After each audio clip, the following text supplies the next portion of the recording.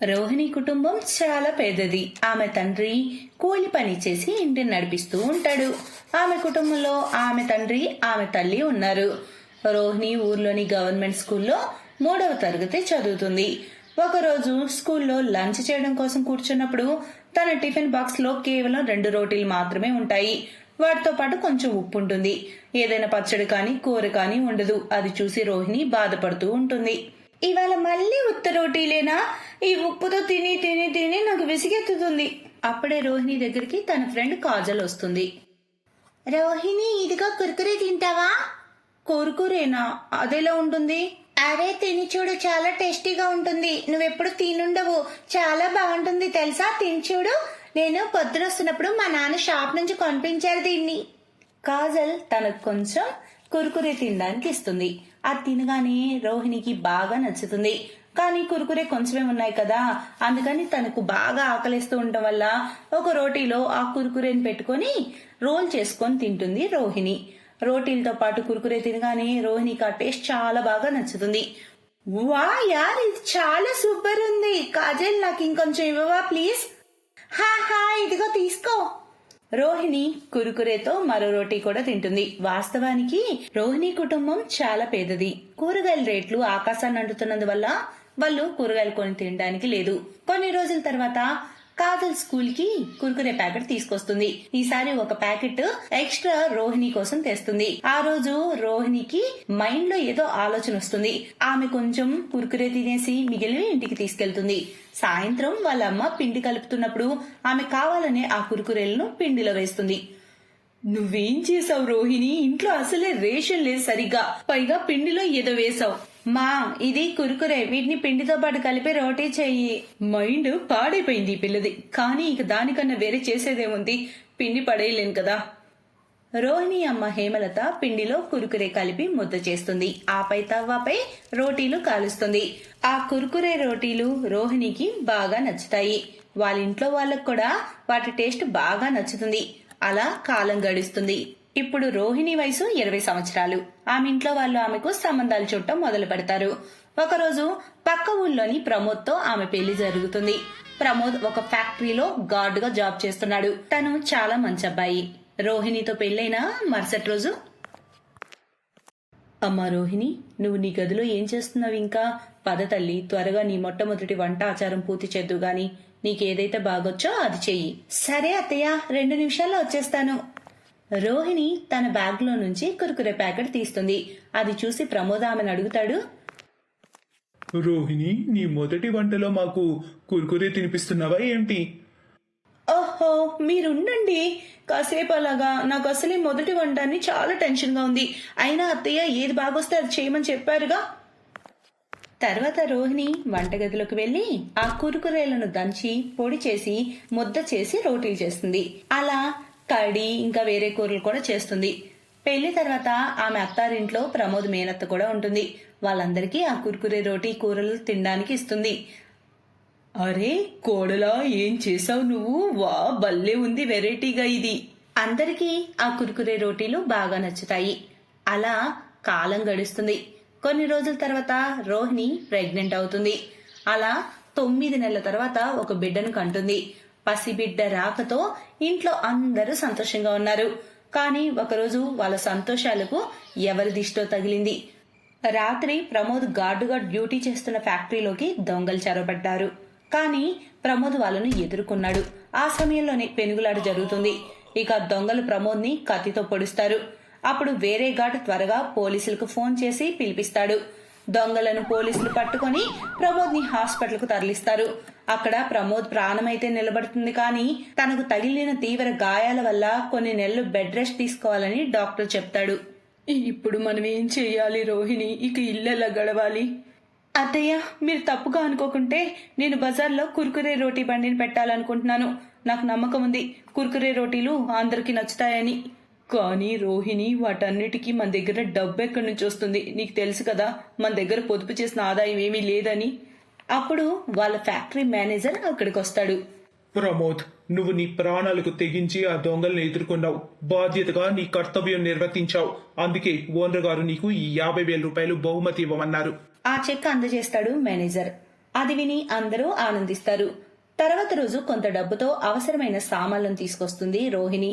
ఆమె బండిపై కుర్కురే రోటీలు చేసి ఆలు కూర, ధనియా, పుదీనా చట్నీలతో అమ్మటం మొదలు పెడుతుంది. ఆమె బండి దగ్గర రష్ పెరుగుతుంది. ఆ ఊరి వాళ్లే కాదు, పొరుగురు వాళ్ళు కూడా ఆమె బండి దగ్గరకు వస్తూ ఉంటారు. మీ కురుకురే రోటీల రుచి గురించి ఆ నోట ఈ నోట విన్నాను. చాలా మంది పొగుడుతున్నారు. నాకు వాటిని రుచి చూడాలనుంది. అందుకే పొరుగురు నుంచి వచ్చాను. ఇంతకీ ప్లేట్ ఎంత? 30 రూపాయలన్నా. అరే వా, చాలా తక్కువ రేటు. నాకు ఒక ప్లేట్ ఇవ్వు. ఆ కస్టమరు ఆ కుర్కురే రోటీ అలా తినగానే ఆ రుచికి మైమరిచిపోతాడు. తన బండి దగ్గరికి ఒకసారి వచ్చిన ఎవరైనా సరే ప్రతిసారి వస్తున్నారు. రోహిణి ఆదాయం కూడా దాంతో బాగా పెరిగింది. 4 నెలల తర్వాత ప్రమోద్ కూడా పూర్తిగా కోలుకున్నాడు. అతను కూడా గార్డు జాబ్ వదిలేసి రోహిణితో పాటు ఆమె బండి దగ్గరకు వచ్చి సాయంగా ఉంటున్నాడు. ఇప్పుడు వాళ్ళు బాగా డబ్బు సంపాదిస్తున్నారు, నచ్చినట్టు జీవిస్తున్నారు. రండి రండి, 100 రూపాయలకు బదులుగా కడుపు నిండా పులావ్ తిని వెళ్ళండి. అన్లిమిటెడ్ పులావ్, ఎంత కావాలో అంత తినండి. రండి రండి. ఒకతను ఫుట్పాత్ మీద పనీర్ మరియు పులావ్ కాంబో అమ్ముతున్నాడు. 100 రూపాయలకే అన్లిమిటెడ్ పులావ్ అమ్ముతున్నాడు. కానీ అతను అనుకున్నంత లాభం రావట్లేదు. ఒకరు ఎంతని పులావ్ తింటారు? అన్లిమిటెడ్ ఆశతో తినడానికైతే వస్తారు, కానీ ఎక్కువగా తినలేరు. అయితే అప్పుడే అక్కడికి శీతల్, పూనం మరియు పాయలొచ్చారు. అక్క, 100 రూపాయలకి అన్లిమిటెడ్ పులావ్ తింటావా? ఎందుకు తిన్నా? ఏ బాబు, 100 రూపాయలకి అన్లిమిటెడ్ ఇస్తావు కదా? అవునండి, ఎందుకు ఇవ్వను? ఇప్పుడే ఆలోచించుకో, తర్వాత ఏడుస్తూ కూర్చోకో. అరే మేడం, తిండం మొదలు పెట్టండి. 3 ప్లేట్లు ఇస్తాను. ఆ బండతను 3 ప్లేట్ల కాంబో పులావ్నిచ్చాడు. ఒక్క నిమిషంలోనే వాళ్ళు ప్లేట్ మొత్తం అవగొట్టారు. అబ్బా, టేస్ట్ చాలా బాగుంది, ఇంకా ఇవ్వు. తీసుకోండి. బండివాడు పులావ్ పన్నీర్ ఇచ్చాడు. ముగ్గురు మళ్ళీ అంతా తినేశారు. ఇంకా ఇవ్వు. ముగ్గురు తింటూనే ఉన్నారు, ఇతను ఇస్తూనే ఉన్నాడు. అయ్యో రామా, వీళ్ళు ముగ్గురు అంతా అవగొట్టేటట్టే ఉన్నారు. ఎంత తిండి పోతులో వీళ్ళు ముగ్గురు. అయితే నిజంగానే ముగ్గురు పులావ్ మరియు పనీర్ అంతా అవగొట్టేశారు. ఆఫర్ అయిపోయింది. ఈ రోజు నుంచి అన్లిమిటెడ్ బంద్ చేశాను. ఆఫర్ అయిపోయింది. అయ్యో దేవుడా, నాకెంత నష్టం కలిగింది. శీతల్, పూనం మరియు పాయల్ అక్కడి నుంచి వెళ్ళిపోయారు. మరియు ఇంటికి వెళ్లి అరుస్తూ ఇలా అన్నారు. అత్తయ్య, అన్నం వడ్డించండి, మాకు చాలా ఆకలేస్తుంది. శీతల్, పూనం మరియు పాయల్ తిండిపోతులని అక్కడున్న వాళ్ళందరికీ తెలుసు. ఆ ఏరియాలో వాళ్ళు చాలా ఫేమస్. ఇది కడుపా లేక నుయ్యా? అలా వెళ్తూనే ఉంది. కడుపే అత్తయ్య, కాని మేం కొంచెం ఎక్కువ తింటాం. కొంచెం ఎక్కువ? దీన్ని కొంచెం ఎక్కువ అనరమ్మా. ఏంటత్తయ్య, అప్పుడే మీరు కంగారు పడిపోయారా? అంత తిండి పెట్టలేకపోతే మమ్మల్ని ఎందుకు కోడల కింద తెచ్చుకున్నారు? అవునవును, జవాబు చెప్పండి. ఇదిగో వినండి, మీరు మాకు తిండి పెట్టలేకపోతే నేను అస్సలు ఉండలేను. మేము మా అమ్మగారింటికి వెళ్ళిపోతాం. శీతల్ భర్త రమేష్ ఇలా అన్నాడు. లేదు లేదు, అందరూ ఏమనుకుంటారు? మీకు తిండి ఎందుకు పెట్టలేవు? మీ ముగ్గురు ఇక్కడే ఉంటారు, మాతోనే. కాని ఆ రోజు నుంచి ఆ ముగ్గురికి తిండి పెడుతూ పెడుతూ ఆ ముగ్గురు కొడుకుల పరిస్థితి చాలా ఘోరంగా తయారైంది. విమల మనసులో ఆ ముగ్గురిని తిట్టుకుంటుంది. మన జీవితాలు ఎంతో సుఖంగా ఉండేవి. అనవసరంగా ఈ ముగ్గురిని ఇంటికి తీసుకొచ్చాను. ఇప్పుడింక రోడ్డు మీద అడుక్కోవాల్సి వస్తుందేమో అనిపిస్తుంది. ఆమె ఆ కోడలతో చాలా ఇబ్బంది పడుతుంది. విమల టెన్షన్కి కారణం ఆ ముగ్గురు కోడళ్లే కాదు. విమల చెల్లెలు సర్ల ఆ పక్కనే ఉండేది.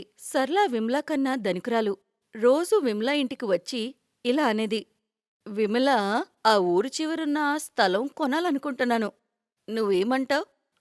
కొనుక్కో. హాహాహా, డబ్బెంత ఎక్కువైపోయిందంటే అసలు ఎక్కడ ఖర్చు పెట్టాలో కూడా అర్థం కావట్లేదు.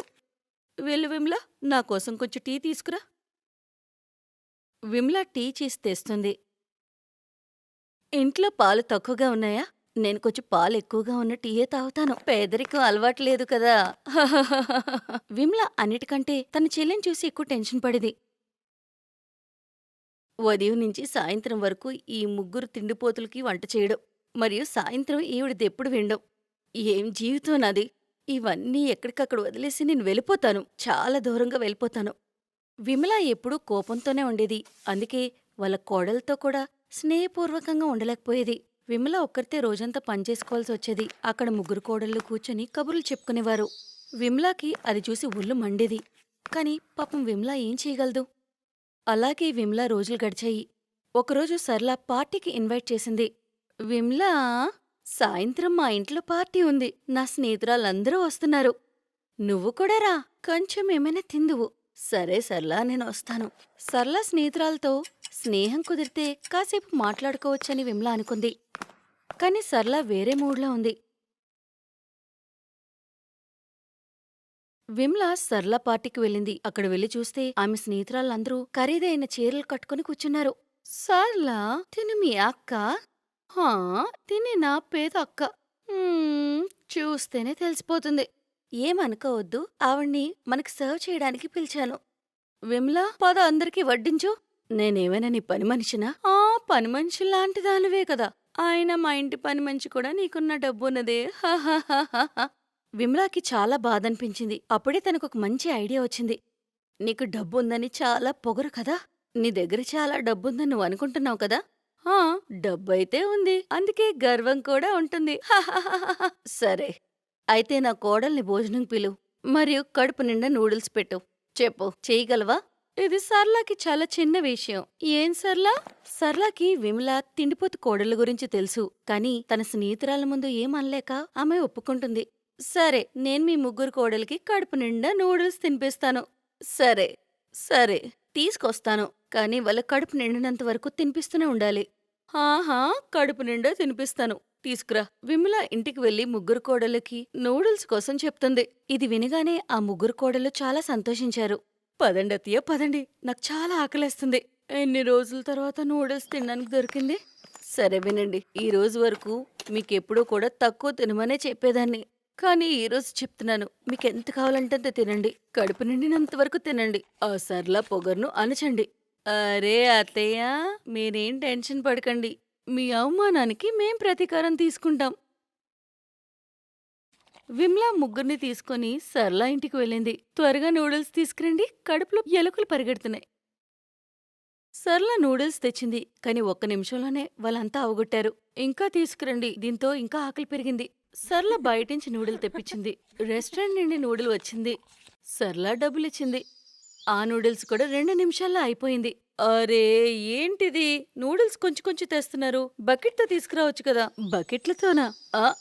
సరే. సర్లా దగ్గరలో ఉన్న రెస్టారెంట్స్ అన్నిటి దగ్గర నుంచి నూడిల్స్ తెప్పించింది. విమల పక్క నుండి నవ్వడం మొదలుపెట్టింది. మరియు ముగ్గురు తింటూనే ఉన్నారు. దగ్గరలో ఉన్న రెస్టారెంట్స్ అన్నిటిలో కూడా నూడిల్స్ అయిపోయింది. అప్పుడు సర్లా దూరంగా ఉన్న రెస్టారెంట్స్ నుండి తెప్పించింది. ఆమె డబ్బులిస్తూనే ఉంది. ముగ్గురు కోడళ్ళు తింటూనే ఉన్నారు.